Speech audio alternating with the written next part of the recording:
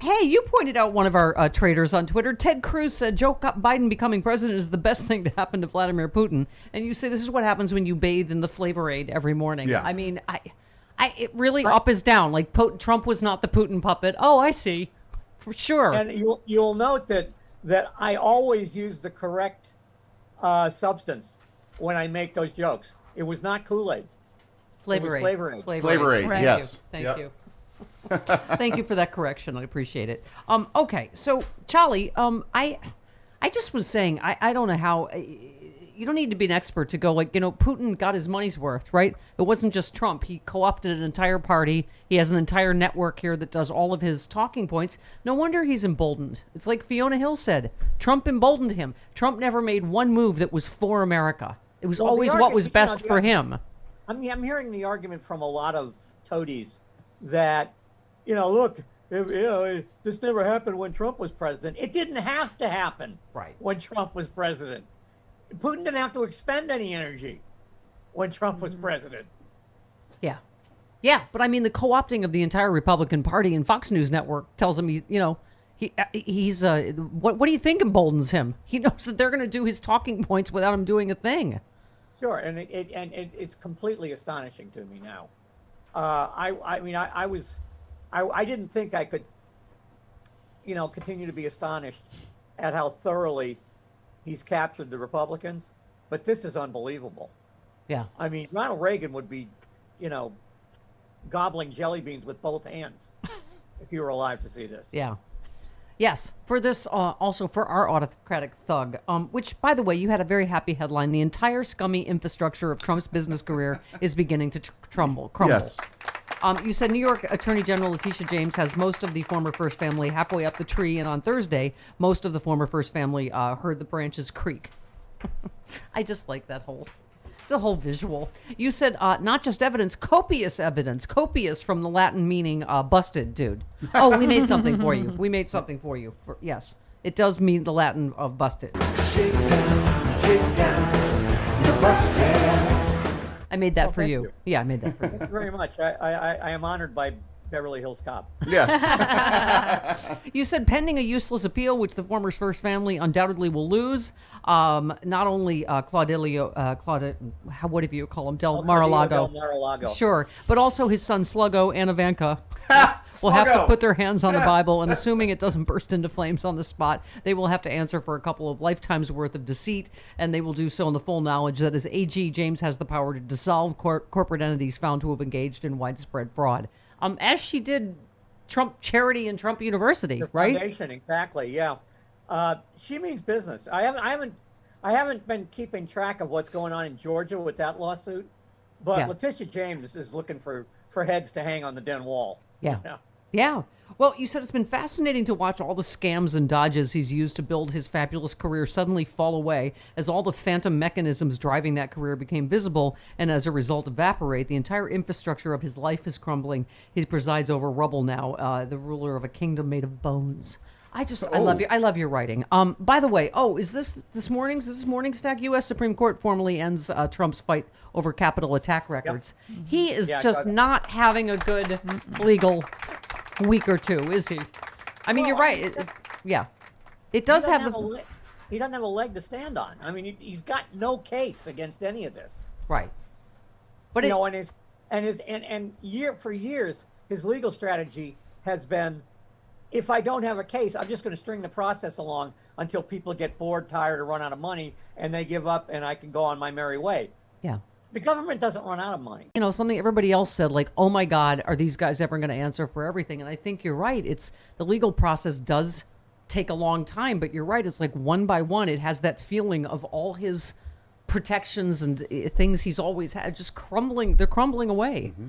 Well, it's why the original 5 families tried to, on penalty of death sometimes, tried to stay out of the drug trade, because the drug trade drew the feds, and the feds don't run out of money. Yeah. And that's why Carlo Gambino, made it a death sentence if you dealt drugs, because it would bring too much attention. Now you're seeing it again. I mean, Trump is relying on legal strategies that have no relevance to a federal prosecution.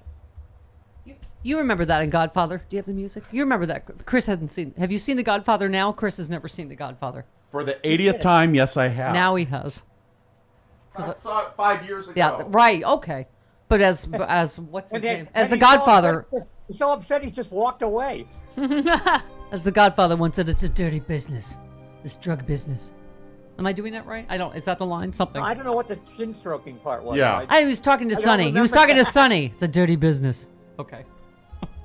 No, you're right. We hear the same thing from Glenn Kirshner, that, he was prosecuting a case for 2 years where they were saying, oh, justice, they're not doing anything. And that's how long it took. And then justice came all at once. This isn't justice. This is the New York Attorney General. Mm-hmm. Yeah. Not the Department of Justice. There are absolutely no political considerations in chasing him down on a state level about his business. Okay, by the way, I quoted you earlier before we talked to you. You said there are those of us who have said for years the real target of the anti-choice right was Griswold and the right to privacy therein. And here we go, right? It's happening in Michigan right now. Yes. Yes. And, this has been, for as long as I've been covering politics, which goes back to 1980 pretty much, 79 or 80, the Republican Party has denied the existence of a right to privacy of any kind in the Constitution. The Roe just put a sharp edge on it, but they don't believe in a right to privacy for anything. Search warrants, surveillance, electronic surveillance now, internet searches, library cards. They don't believe that right exists in the Constitution because it's not specifically mentioned. Yeah. And now, without going after Griswold, basically, we in Roe. And they know Roe is going away in, at the latest next November. And then they can move on. And they're already preparing to move on. Charlie, are you as annoyed as I am by the punditry that the midterms have already happened and Democrats have already lost? As you're talking about this, and I keep hearing in my head, oh, these cultural issues, these culture wars, the Democrats have to, get in front of this. Well, all of these things are wildly unpopular, right? When you're talking about banning Roe v. Wade, contraception. I mean, if you talk about how extreme the right really is, book burning. Right. The Republicans have succeeded with it for so long that I don't know what right now, today, in fact, if you look on the wires, Rick Scott has proposed an 11-point plan for taking back America. Remarkably, one of the 11 points is not Medicare fraud, but it's all culture war stuff. It's all his area of expertise. A ridiculous, a ridiculous concentration on what's happening with your kids' genitals, basically. Yeah. And that's the new plan. Yeah. That's the plan for midterms. But how remarkably, he's the head of the National Republican Senatorial Committee. Mm-hmm. But I mean, again, how remarkably unpopular, this whole don't say gay and this thing that you can out kids. I mean, it's just, it is incredibly mean-spirited. And I don't know. We have to frame them as the Handmaid's Tale party. That's all I can. I mean, they have to. I mean, the majority, which is on one side of this issue, has to get out and vote. I mean, that's the only answer. Yeah. I wish there was another answer, but it's not. If whatever the ridiculous number is now that support Roe v. Wade, which is basically abortion with certain restrictions, as redefined in the Casey decision, then get out there and vote. You get out there and vote your interest. Don't if you're really that serious about it, show up. I don't know. Yeah. I don't know any other way to say that. Yep. And I'm sure when you have my buddy Jamie Harrison on again, he'll say the same thing. Yeah.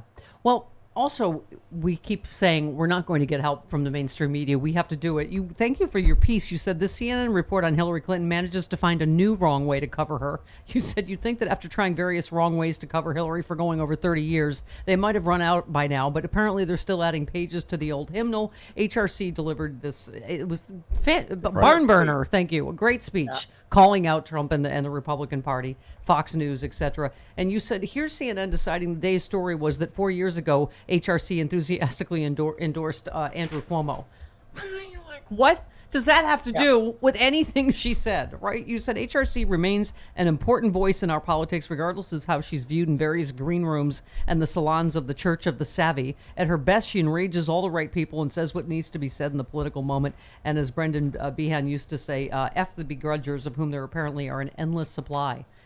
I mean, it really is amazing. I thought that the endless Hillary obsession would end when she lost the presidency. Yeah. And it hasn't. You've got an entire and I believe this to be absolutely true. You've got an entire generation of political reporters whose fundamental political beliefs were shaped during the impeachment of Bill Clinton. Mm-hmm. Yeah. And they can't let it go. Just as you had an entire generation of political reporters whose attitude towards the profession was shaped by Watergate, which was a much more serious thing. I don't know. I mean, that piece, I know CNN is sensitive about Andrew Cuomo and his brother. Okay, I understand that, and maybe an editor got a hold of that piece, but burying what she said about Fox, your primary competitor, I might add, as far down in the pieces as they did, made absolutely no sense to me. Yeah. Yeah. No, I hear you. Have I ever mentioned that I will die mad over what happened to Hillary? In 2016, a couple of times, among others. Okay. Yeah. I hope at some point when, you're on your deathbed, you're only like slightly irked.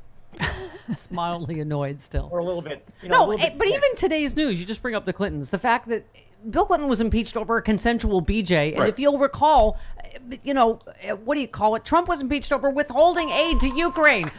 Everything that's happening in the world now is, as Fiona Hill, is happening because Trump emboldened Putin, and who obviously got a whole party and a network in the bargain. So here we are again. Yeah, they don't even need RT anymore. No, they use Tucker Carlson clips to fill their time. Money at this time. Yeah.